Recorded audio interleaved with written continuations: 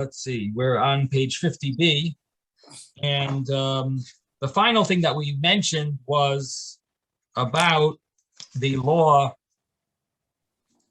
of reciting a bracha on a cup of wine that's diluted. And we said even the rabbis who say you could say Bari Priya Gafen on wine that's undiluted, but it's appropriate to recite a bracha on a mitzvah min hamuvchar. A mitzvah should be from the best. And that's really an important, very important to emphasize, the idea of beautifying a mitzvah, that you want to use the best for a mitzvah. And so you go to... Like there was a break in the middle, like he was going to have a class or something.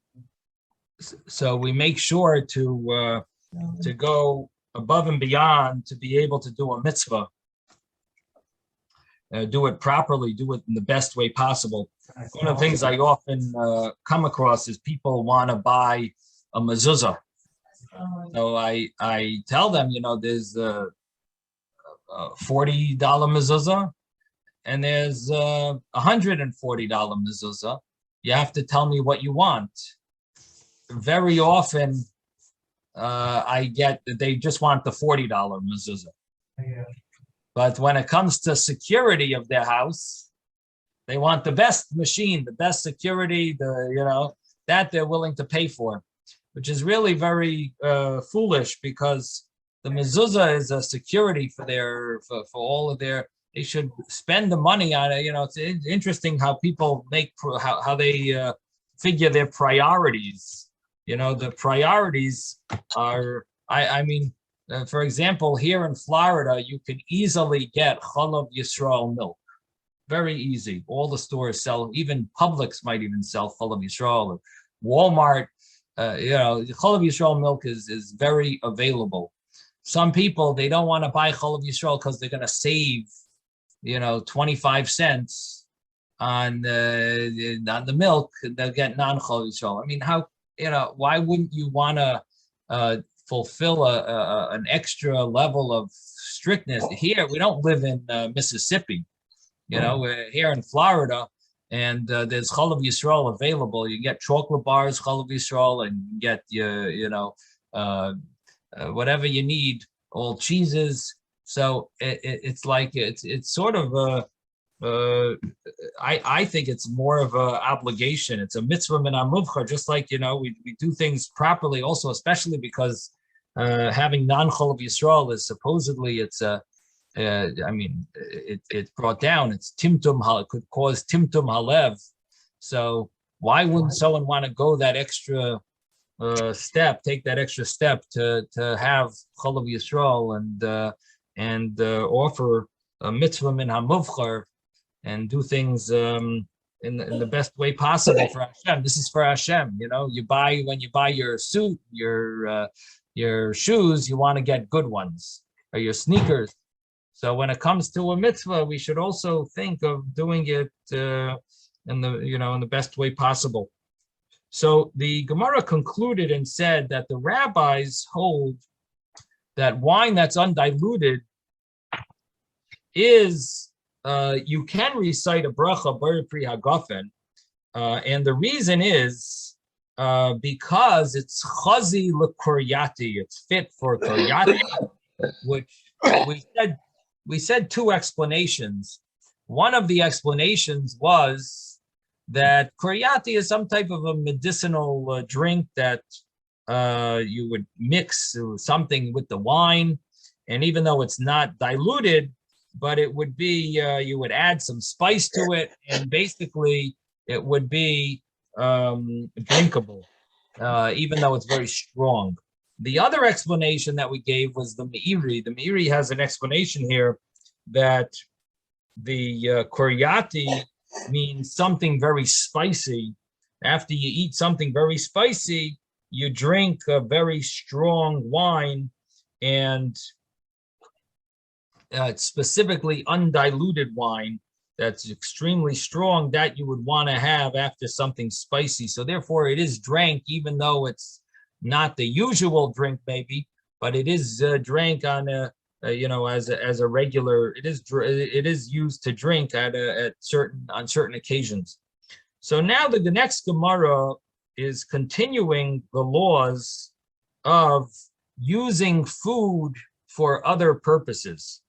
So we're up to the Gemara Tanu Rabbanan. The rabbis learned. We're basically in the middle of the page, on page 50b, maybe about 25 lines from the top, maybe about 25 lines from the bottom, somewhere in the middle. Tanu Rabbanan, it starts with a tough resh. The rabbis learned in a brisa. Arba dvarim nemru b'pat. There are four things that are said regarding bread. Ein manichin basar chai alapas. You don't put raw meat on bread. That's one thing. V'ein ma'avirin kais malei alapas. Don't put a full cup on bread. In other words, pass a cup that's full. You pass it over the bread. It might spill and ruin the bread, just make the bread disgusting. Ve'in zorken as apas, you don't throw bread. Ve'in seimchen as haka'ara b'pas, you don't lean a plate on bread, and that would have to do probably with, in the olden days, things were not made exactly by machine, so you had things that they weren't perfect, or things cracked off maybe, so you would end up with plate that might be wobbly, or the table might be. So you want to put a piece of bread to prop up the plate and make the plate a little straight and flat and whatever. So the brisa mentioned these four things that we are careful not to do with bread. Now, what are the difference between all of these items? So let's think. The first one is you don't put raw meat on bread. So what's the reason? Why shouldn't you put raw meat on top of bread? Yes, Ben. Because you're not allowed to eat raw meat. So by putting it on the bread, it might look like you're going to eat it. Oh boy. So one of the problems, thank you. Thank you, Ben. One of the problems with raw meat is that it's not salted yet. So you got blood that's gonna end up getting on the bread. Then you're gonna need to somehow remove part of the bread in order to get the blood off of it, and so you're basically ruining the bread with the blood, because the blood is prohibited. That's one way of learning. There is another way of learning that we're not dealing with meat that's not salted, or was salted and wasn't washed, the salt wasn't washed off or whatever. We're not dealing with that. We're dealing with meat that was salted. It's kosher meat. And still, if you put raw meat on bread, some of the moisture will get on the bread, and it's raw. It'd make the bread disgusting. So even kosher meat, you shouldn't do it because you're ruining the bread. You're making it disgusting.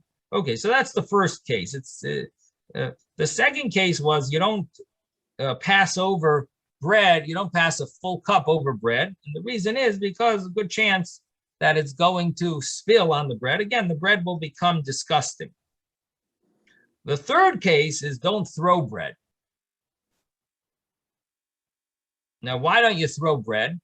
So here, it could be because the bread will become disgusting if it falls somewhere dirty, or it could be that it's just disrespectful.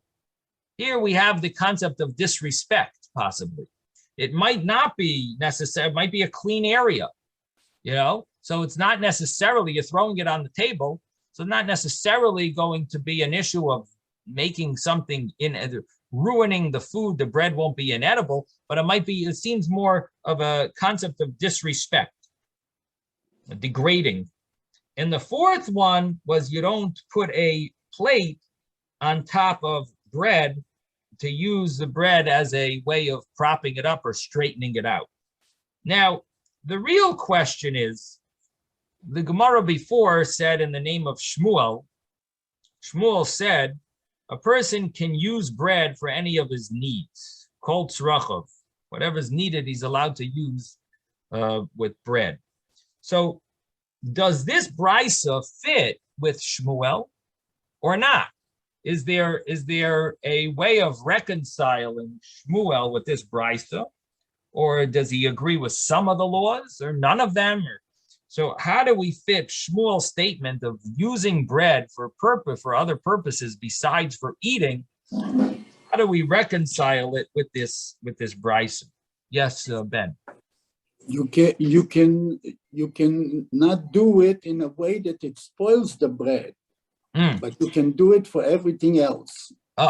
So Ben mentions to us that the teaching of Shmuel was emphasizing that you can't. It didn't allow us to ruin bread. It only allowed us to use bread for other purposes than food. So even though you're not eating it, you're allowed to use it for other purposes, even if it's not being eaten. But it didn't say that you could ruin the bread.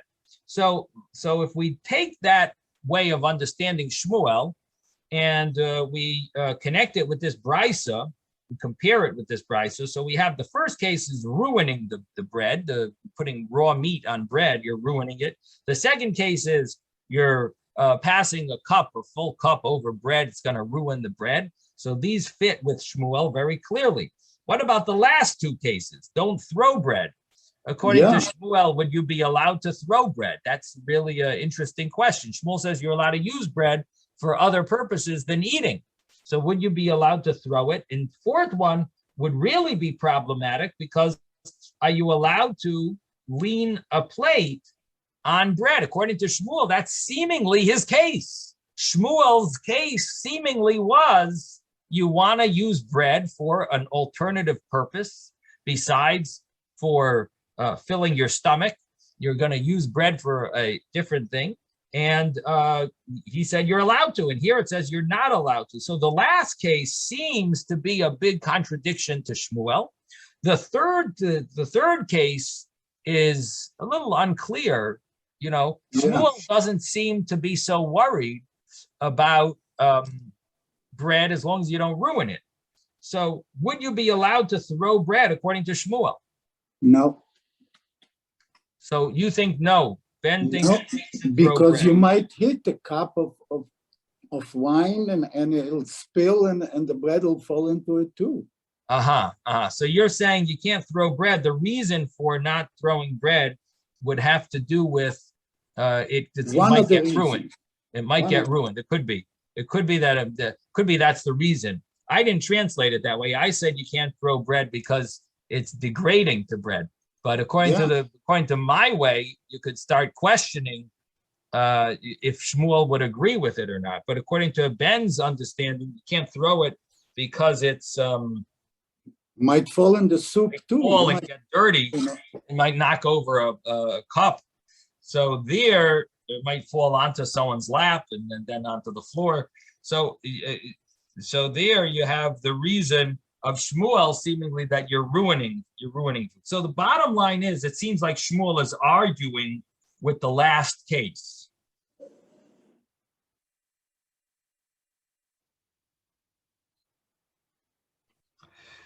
And the third case, we seem to be debating a little what would Shmuel argue. But the last case seems to be an argument. Now, if you look at the second to last Tosfos on the page, Tosfos says that when he talks about that you don't throw bread, he says these first three cases, Shmuel agrees that he agrees with. That means he agrees with even the one not to throw the bread. And Tosfos adds three words. Even if it's not going to get dirty, it's not going to get ruined. Shmuel agrees you can't throw bread. So Shmuel says you're allowed to use bread for other purposes, But he says you can't throw it. Now Tosfos ends off, but Tosfos implies, but the fourth case Shmuel will argue with, because Shmuel says you're allowed to use bread for other purposes, and the Brisa says you can't lean your plate on bread. So Tosfos is basically saying that you don't have to come on to what Ben said, that throwing bread is going to ruin it. Even if it doesn't ruin it, it would still be a problem according to Shmuel. And the reason is because Shmuel says you're allowed to use bread for other purposes, but that doesn't give you a heter, a leniency, a permission, a permit to go and throw it. You can't just go and throw the bread. You're allowed to. You'd be allowed to use the bread for, to make your plate straight. But throwing is a zilzal. It's degraded, and it's worse than using it for other purposes. And it could be Shmuel only permitted using bread for eating purposes, meaning you want to prop up your plate. Okay, put it. You can put the bread there so it'll be straight. It'll be easier to eat. But here, just to throw the bread, that's it's not really benefiting food. It's not for a food purpose, and therefore it's not called a tzorech achila. That would be usur. So that's what it seems, according to Tosfos, that throwing bread, Shmuel will agree that it's a problem, and it either has to do with the fact that throwing is very degrading, and that's worse than any other usage, or it has to do with the fact is it's not benefiting the actual eating by throwing it, and therefore it has to be a benefit of eating, even though it's not actual eating, but it's a benefit of eating. And here you don't have that. By throwing the bread, it's not a benefit of eating. So bottom line is that Shmuel seems to argue with the fourth case, and he would say you're allowed to use bread as a stand, as a base, make your plate secure. Now, other commentaries have a different alternative way of fitting Shmuel even with the fourth case. So the fourth case says you can't use bread to hold your plate, and Shmuel seemed to say you can use bread for other purposes than eating. Would seem that you could use bread to hold up your plate.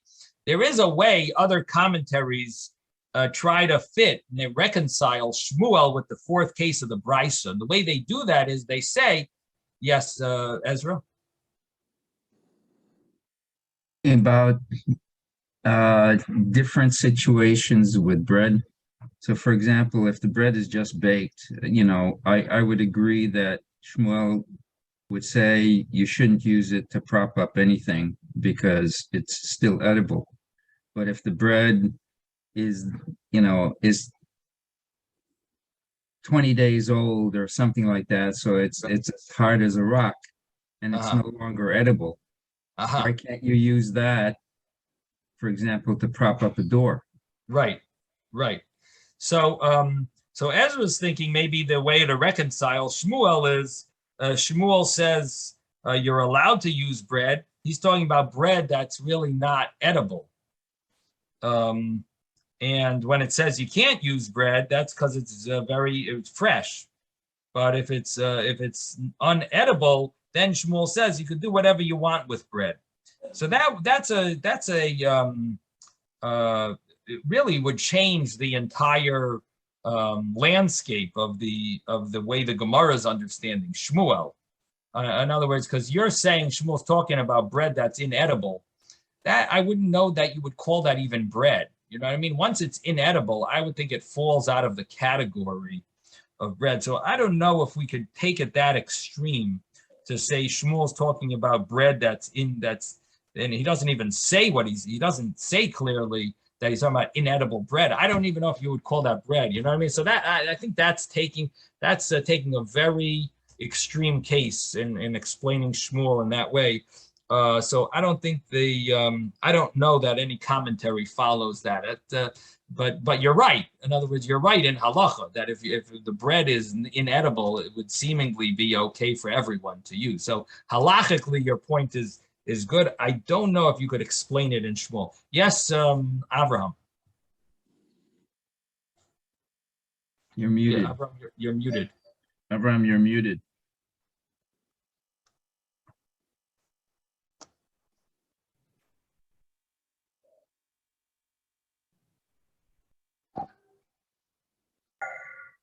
Okay, we once knew a family. We go for Shabbos, and the host would break up bread and throw it to each member on the family. So I remember one guest wouldn't go there because he thought it very disrespectful. So is there a distinction between bread on a Shabbos or bread day to day? Because if there is a distinction on the Shabbos, is that it really is disrespectful. And that would be the main thing, I think. So Avram's asking about the throwing of the bread, which we actually discussed it maybe 3 days ago or 2 days ago. We had a whole discussion because I looked up the general consensus is that there is a problem throwing bread. Even Sephardic rabbis seem to want to stop that minhag. It's a Sephardic minhag to throw the bread, if I'm not mistaken.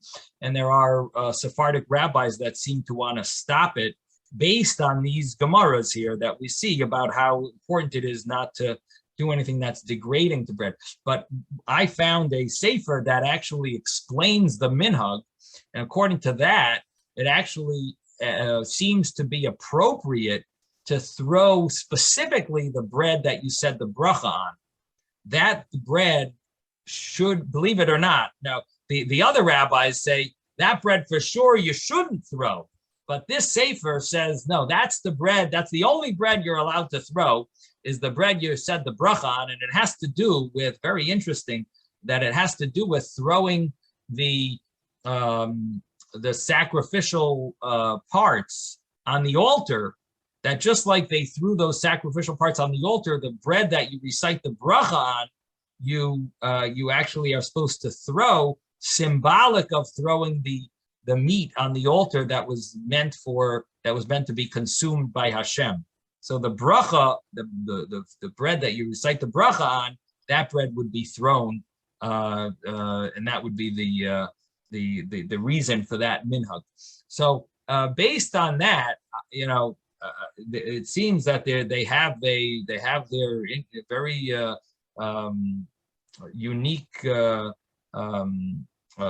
symbolism in the throwing of the bread, and it seems like that might be a valid minhag based on that sefer, and I wouldn't tell anyone off, but this should not give any leniency to throwing bread in general. It would only give the leniency of throwing the bread from the bracha bread, which other rabbis say that's the most important to be respectful for.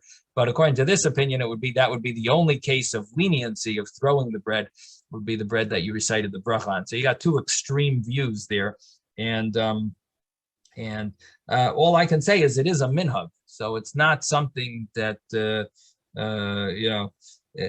if someone thinks it's disrespectful to the bread, I guess they have to understand that you have to explain it to them, the reason behind it. If they hear the reason, it loses its feeling of disrespect. It doesn't seem so disrespectful because that's what they did in the altar. They would throw the meat onto the altar for the meat that was going to be consumed. Yes, Ben. Yeah, I wanted to say about number 4. Mm-hmm. I think they should be able to use the bread to balance a big serving. They're not talking about a dish. They're talking about a serving vessel, kiara. Uh-huh. And bread is soft, and you easily can balance it with something soft. With something hard, you would have to find something exactly the size that you need to balance it. Uh-huh. So bread would be easy to use, and it would serve as not spoiling the food in the kiara that might spill if you didn't balance it. So you think you should be allowed to use it for a Yes. ka'ara. Now, how do you fit the brisa with that? It says ve'ein somchin et ka'ara b'pat. It says you can't use it. How do you fit that? Shmuel, you fit well with. It works. Right, that's The what I'm brisa, trying to. The You're trying to brisa- reconcile it. Right, the brisa didn't look at it from the point of view that I have. No, there is a way, and you have a good point, Ben. I'm going to tell you the answer to your Okay. question, and it's going to work. Your explanation is good. David, you wanted to say something? Yeah, if I can remember both points. One was, according to the view that throwing the bread is allowed as long as it's the bread that you said the blessing on. So I'm just wondering how many people that were children that were raised in all those thousands of houses was told by the father, you're only allowed to throw this bread that you said the blessing on, no other food and no other bread. I'm wondering if they were raised with that, disclaimer. Right. Well, I would guess that they saw their father never threw any other bread, and only that bread. They thought it was some ritual, probably. So I would guess that it's not such a big deal. I don't know that Sephardic families have more issues of kids throwing bread than Ashkenazic families. So I would guess that it's not the worst educational mistake that parents make. You know what I mean? I think we probably make worse mistakes, but yeah, I don't know. I don't know that. As far as I know, they only throw the bread of the hamotzi, and I would think that would give clarity that you're not supposed to throw other food, and it's some ritual that they probably accepted as part of the rituals. So I guess it's not. I don't know if it's as bad as as it sounds. Okay, and what was the second point? The second thing is, I'm not sure if we mentioned this before, but as far as throwing, it's like throwing the meat onto the altar. Yeah. Well, isn't that practical because of the fire, that you don't want to get too close to the altar? Yeah, you mentioned that. Oh. But the point is that it learns it from a verse. It learns it from just like the blood they threw, Zrikas Hadam. So the same thing is the meat. So it's learned from a verse. I think that's what I answered you. You mentioned it a few days ago but that's practically speaking that they throw it because there's a fire going on. You don't want to get too close and just lay the meat down on the altar, because you're gonna get burnt because there's a fire going all day. I don't know that it's such an issue, especially people who like to play with fire. They love doing things that are, on the edge, They would love to put it. If you're quick, Kainam's Zrizim, that's right. As Ben says, the Kainam, they're fast, they're known to be Zrizim. So, it might be like a cool thing, who could, I don't know. Anyway, it's learned from a verse. It's not, it's not learned from the practicality of it. You have to understand, you're very careful, and other people like to live a little more on the edge, do things that are gutsy. So you might, maybe it's not it's not, it's learned from a verse, and therefore, even if someone wants to put it there, it seems like they're not supposed to. Yes, Ben. Yeah, one more thing about throwing the bread. I wanted to give you a personal feeling. I was a guest at the meal, at a Shabbat meal, and they threw the bread at me. I didn't feel good because I don't like people throwing food at me. Where did it hit you? The only place that I ever throw food is to the dog or to the cat. Right. Okay. All right. So I guess it's an issue of maybe it's not just disrespect to the food, it's disrespect to the person. Yeah. To me, that's the feeling I got. I don't know. Right. Did it actually hit you, or it just fell in front of you? No, it fell on the table, but right. Yeah. Right. Okay. Yes, David. One more thing. I was taught, you're talking about using bread as a support for a plate or whatever. So I was taught regarding using books, using holy books like Sfarim, that you're not even supposed to take a sefer and use it to prop up another sefer that you're reading. It's disrespectful to the sefer that you're using as a prop to elevate the book that you're reading from. Okay. So it would seem maybe similar that it's disrespectful to the thing that it's being used as a prop, whether it's bread or it's a sefer, if it's something that's The inappropriate. thing is that to what extent, how much respect do you have for bread? I mean, obviously, it's not going to be the same as a sefer. You know what I mean? You're not going to stand up when they bring bread into the room. You know what I mean? But when they bring a sefer Torah into the room, you stand up. But and then a sefer falls, you go. There's different levels of respect. You know what I mean? So obviously, we're emphasizing that we don't want to do anything degrading for food, or but there's different levels, and that's what we're dealing with. Shmuel is saying that you can't make food disgusting, or you wouldn't want to ruin it. But you would be allowed to use it for an alternative purpose. So this is exactly what we're dealing with. To what extent? How much you can't throw it, but maybe you could use it to prop up. Again, we're trying to clarify where do you draw the line?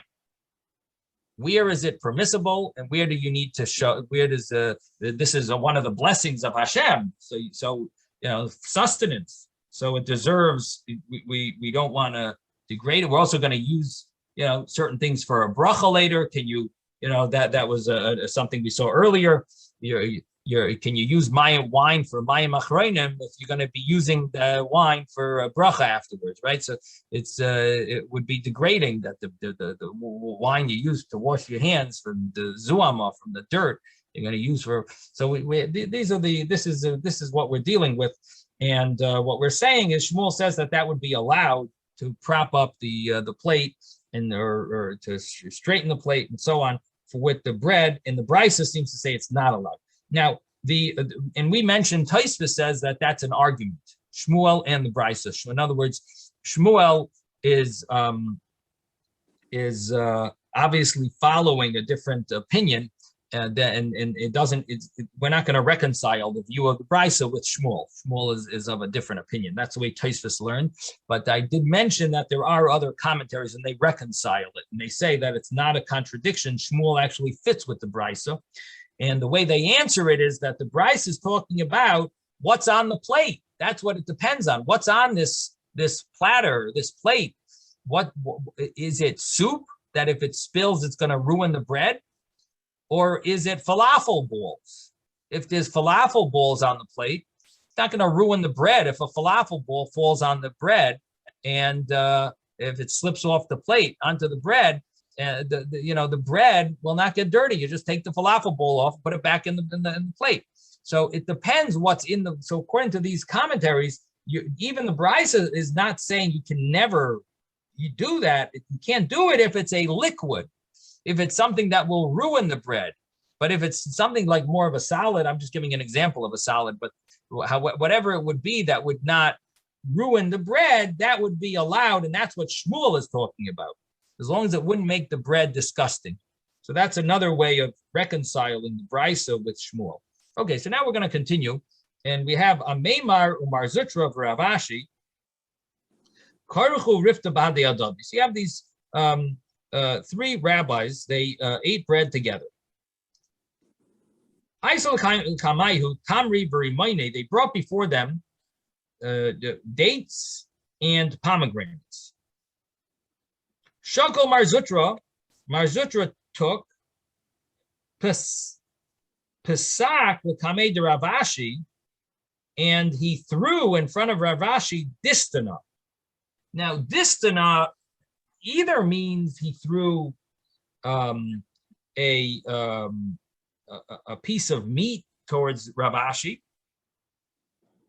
or it means a piece of cooked meat, or it means something similar to cooked meat, like something significant, something special, made from an amount or the type of these dates and pomegranates. He threw that in front of Rav Ashi, similar to like a good piece of meat.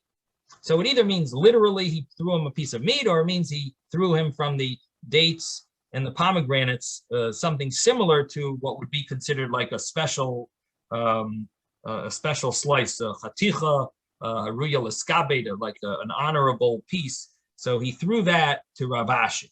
So here we get into the story of throwing food. Amar Le, so Rav Ashi told him back. He said, "Like Sabra Lamar La Tanya, don't you hold of what it says in a brisa? In Zarkinas Oichlin, you're not allowed to throw food. Don't you know about this?"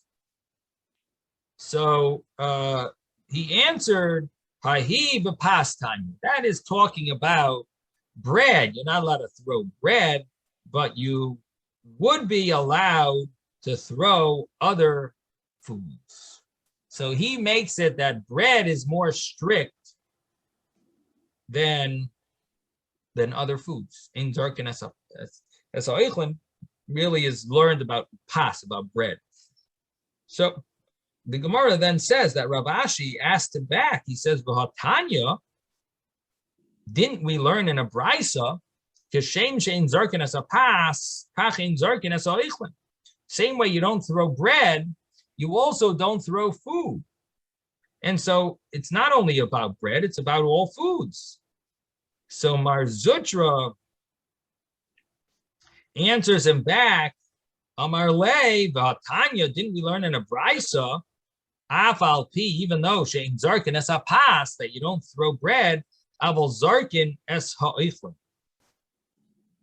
But you can throw foods.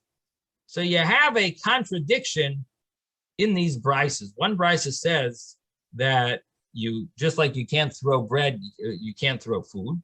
The other brisa says, even though you can't throw bread, but you can throw food.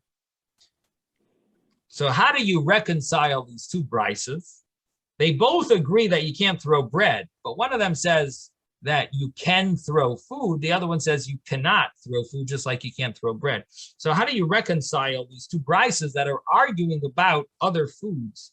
So the way to answer it is Ella like kasha. It's not a question. Habamidi de mimas, habamidi de loy mimis. This is talking about items that will become disgusting if they're thrown.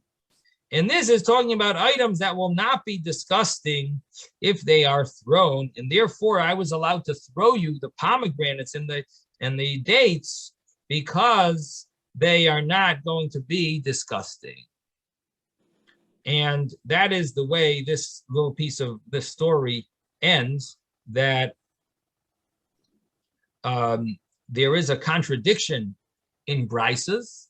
And the conclusion is it depends if we're talking about something that will be disgusting or something that won't get disgusting. Now, what comes out from this is a question. Are you allowed to throw bread if it's not going to get disgusting?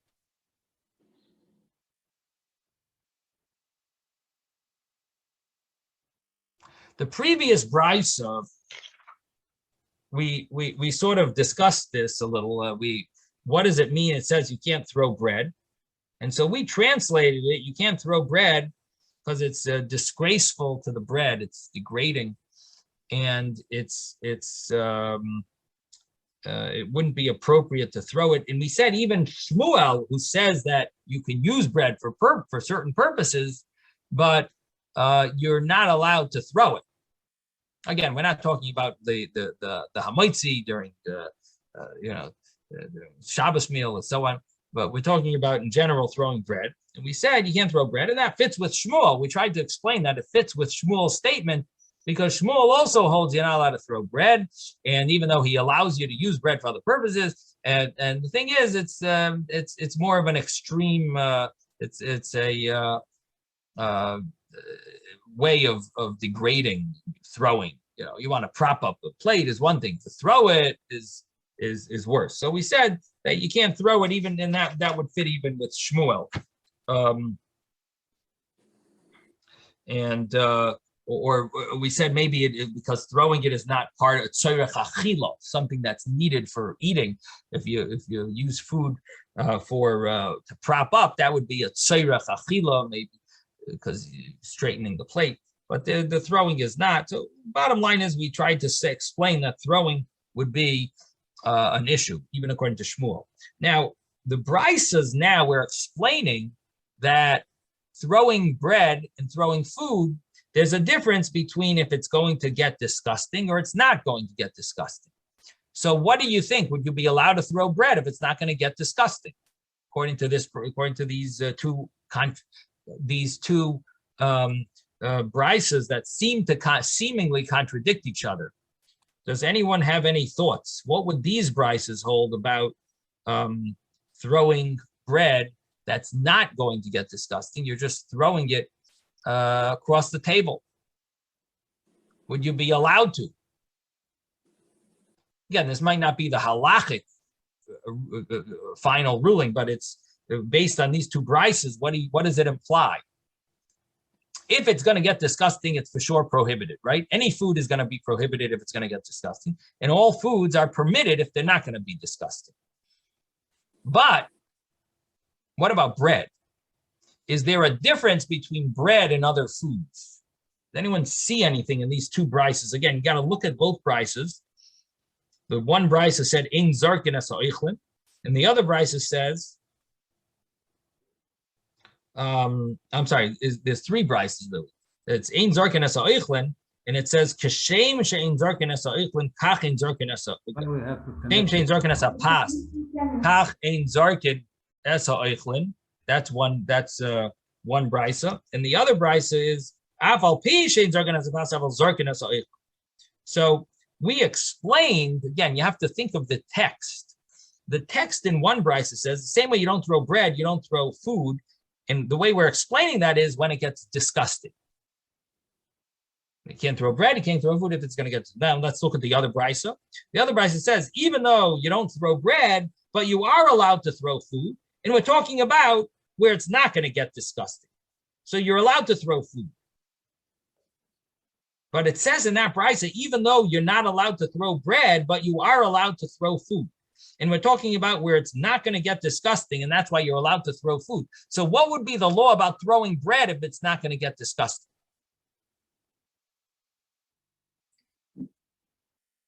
That it's an important item, it's a blessed item, and you're throwing it. Are you allowed to? You're Yes. shaming it. We just said you're allowed to throw food, right? Right. So let's say you have nuts. Let's say you have almonds. And they're not going to get disgusting if you throw them. You have a clean table and you're playing kugelach or something. So you're throwing it up and catching it. I don't know, whatever. You're throwing food. So throwing food, if it's not going to get disgusting and you're on the clean table and it's a big table and it's not going to fall off and it's not going to be disgusting. You're going to eat them after. So these Brisas seem to say it's okay, right? It's not going to get disgusting. It's okay. You could throw it. I don't know, if someone wants you to pass a few almonds to the other side of the table, you throw them to him. He wants instead of passing it all around, it's too big, just throw him a few almonds. Okay, that's not going to be disgusting. What about now? Peach is another story. You're going to you're rolling him a peach or throwing him a peach. That's disgusting, but it's going to ruin the peach. But an almond's okay, fine. Now, what about bread? Would bread be allowed to be thrown? According to this Brisa, again, I'm not going back to what we said before in the other Brisa, but these Brisas, what would the ruling be? Would you be allowed to throw bread? So if you really delve into it, what you see is, think of the Brisa. The Brisa says that even though you can't throw bread, you are allowed to throw other foods. And we're talking about they're not going to get disgusting when you throw them. So are you allowed to throw bread? No. It says, even though you are not allowed to throw bread, you are allowed to throw foods. And we're talking about the same type of example, meaning the bread is not going to get disgusting and the foods are not getting disgusting. And which ones are you allowed to throw? Food, not bread. Bread, you're not allowed to. Food, you are. We're differentiating between bread and food. And we're saying that this whole Bryce is talking about it's not going to get disgusting. So that would mean that you should be allowed, you should not be allowed to throw bread, even if it's not going to get disgusting. You can't throw it. That's zilzul of the bread. Zilzul. And you see that from this brisa, because even it's midi deloy mimis, it's not going to get disgusting from throwing it. It says bread you can't do. Other foods you could, but bread you can't. And it has to do obviously with the fact that bread is considered a main blessing of Hashem, and it would, it's the main food, deserves more. It's a chashuv. I saw some Aruch HaShulchan that let me see if I could find it.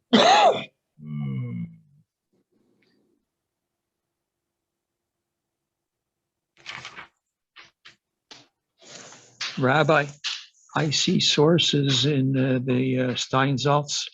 It says Shulchan Aruch Orach Chaim 171:1. Yeah, that's the siman, correct? And what does it say?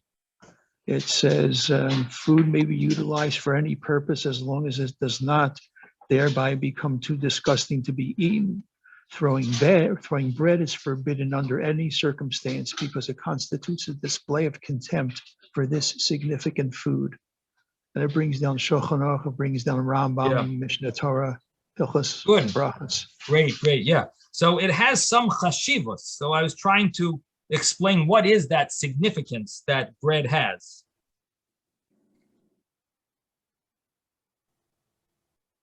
And he also mentions that you can't throw food that will become disgusting and unfit to eat. Yeah, so that we. In other words, but the thing is, it could be disgusting and it's not unfit to eat. So there's a differentiation. Okay, good point. You got to mention both.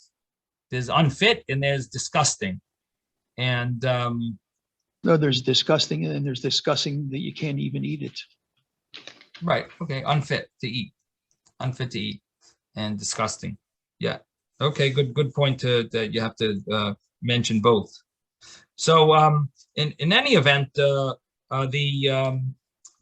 what we see here, and it's brought in Shulchan Aruch, as we just heard from David, that it's the bread is worse than other foods. In other words, more strict. Bread is more strict than other foods. It has some type of a chashivos that we have to respect it, and it's elevated to a higher level of that we can't do anything degrading to food, to bread.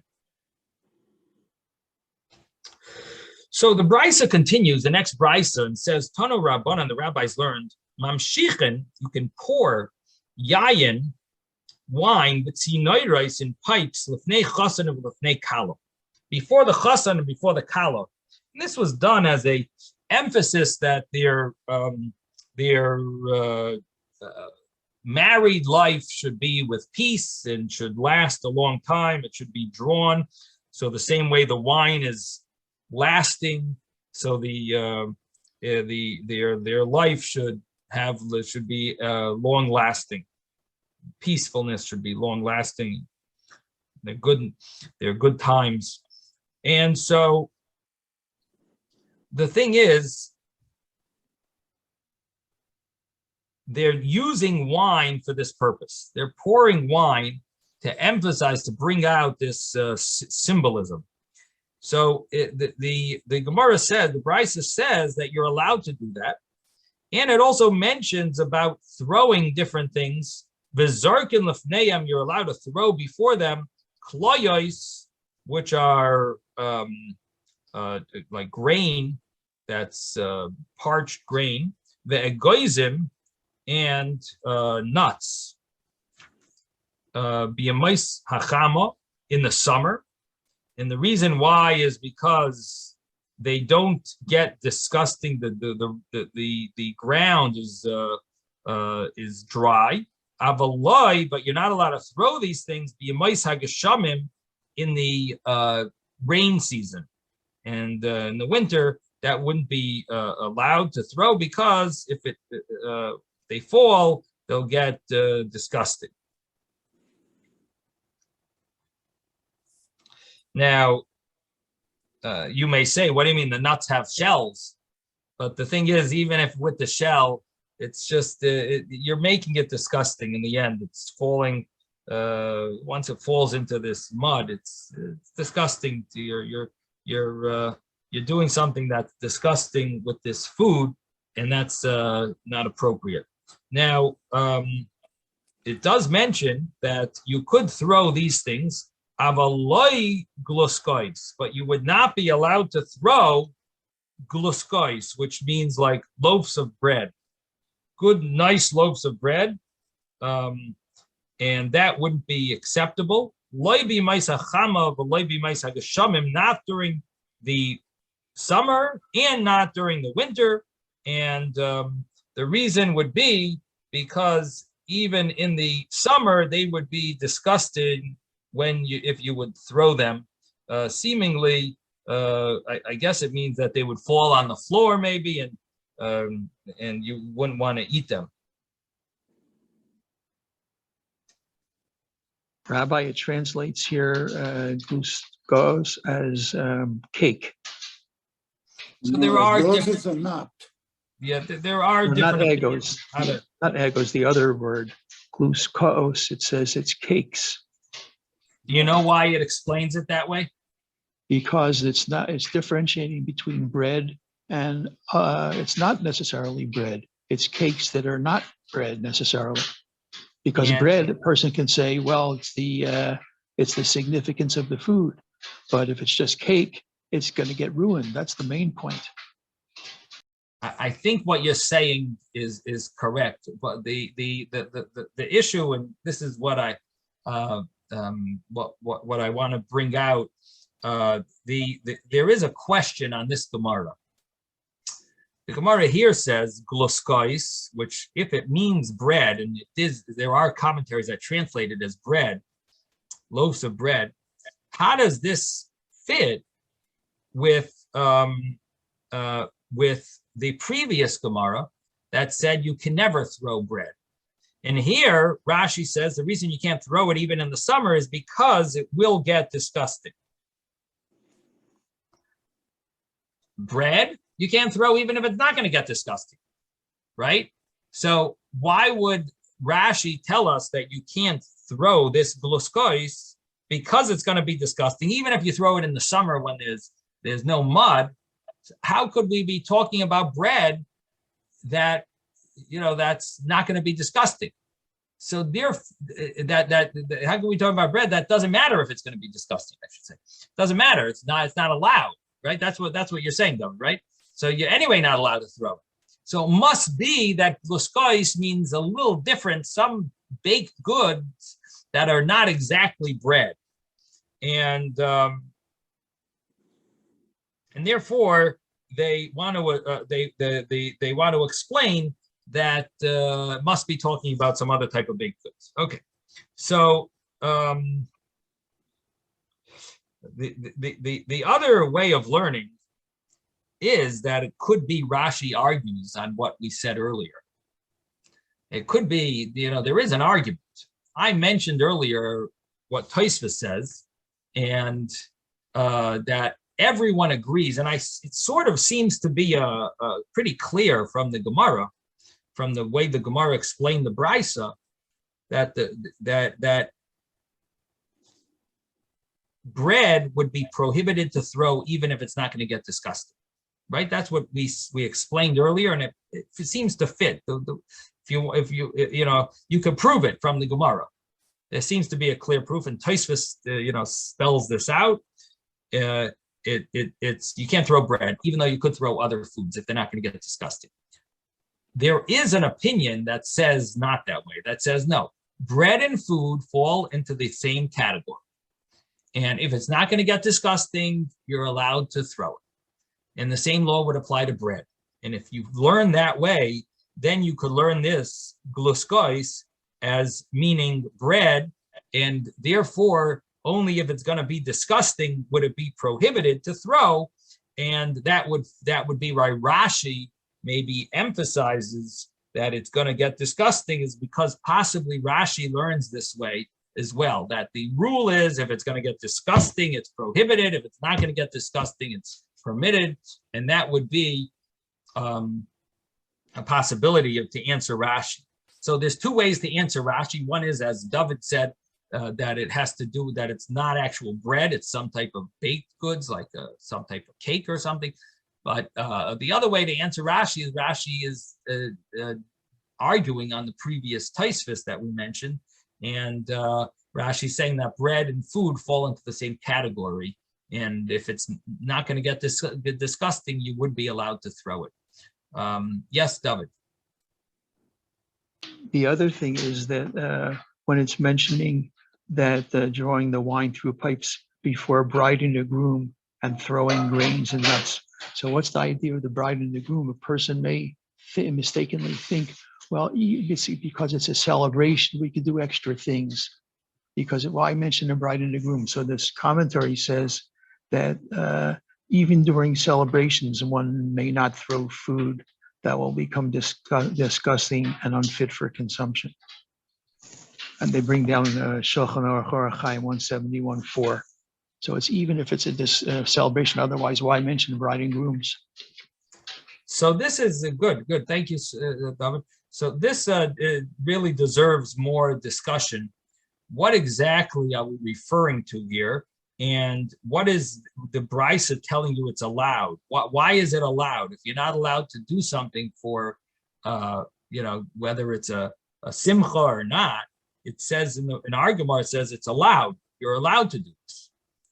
And what is it actually permitting? Why would you think it's not allowed? What's happening to the wine after you pour it into this pipe? Are you spilling it out? Are you drinking it? Is it the actual spilling that's degrading?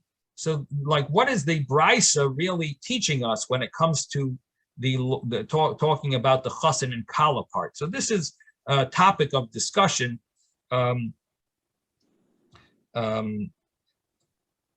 That number one, the pouring of this wine it's not degrading the wine by using it for sort of like not drinking now. And the question is, so does it need to tell you that you might be degrading wine because you're not, or is that obvious that that's permitted to use? You're not throwing it out. You're going to be drinking it later, and so you're not really doing anything wrong with it. So some of the commentaries want to say that we're dealing with here an issue of the fact that Goyim used to do this, and we try not to do things similar to the Goyim. And so that would be what the Brisa is teaching us. Now, of course, there is the other explanation that it's telling you that even though it's a little degrading for the wine, it would be allowed because you're going to drink it after. Then you have the most extreme view, and that is that even though you're going to throw out the wine, it's not a problem because this is simchas chassan v'kala. The purpose is to rejoice with the chassan and kala, and it's a siman bracha, and it's not a problem. You do have a problem throwing the klayos and the agoizim in the winter if it's going to fall on the floor. That's a problem because that's not major simcha. But the wine thing, this is somehow a bigger simchas chassan b'kala, and therefore it's allowed. It would be permissible. So you have that extreme as well, and that could be an explanation here for the brisa. So again, there is a lot of discussion about this brisa. Well, Mitzvah Hashem, tomorrow we'll talk about it as Hashem. One more thing, Rabbi. It says that you can draw the wine through the pipes if the wine can be used later.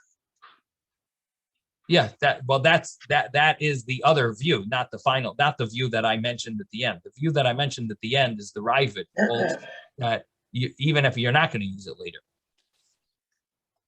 Because this view that I just said is from Rambam and from Shulchan Aruch. Yeah. Again, we're not only limiting our learning to the final ruling, where we're seeing how the other how commentaries explain the Gemara, and so there is an explanation here that it has to do with Simchas Chos and Bekala, and that it would be permissible even if the wine is going to be thrown out afterwards. There is such an explanation.